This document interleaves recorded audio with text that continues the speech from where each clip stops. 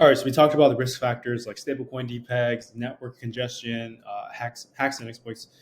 The next thing I would say around this is to just be continuously monitoring like the market. So stay updated with news and events. Like follow relevant Twitter accounts. Subscribe to news alerts on Telegram. There's a bunch of crypto ones that I like.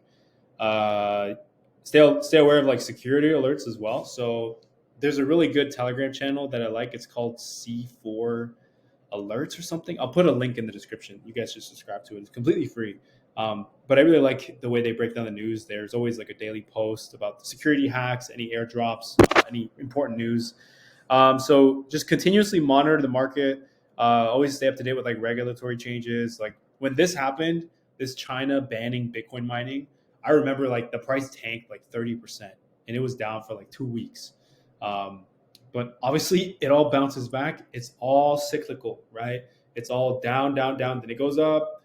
Then it goes down, down. New war announced, down, down, down. Then it goes up. Then it's like China just banned Bitcoin, down, down, down. Then it goes up. So it's a complete cycle, and you really have to be robotic about it, to be honest.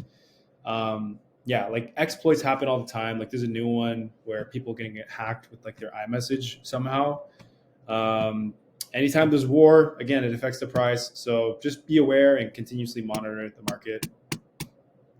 And that's pretty much it. That's the basic lesson on assessing risk. Yeah, and if you want to follow me on socials, these are all the links. Links will be in the description as well.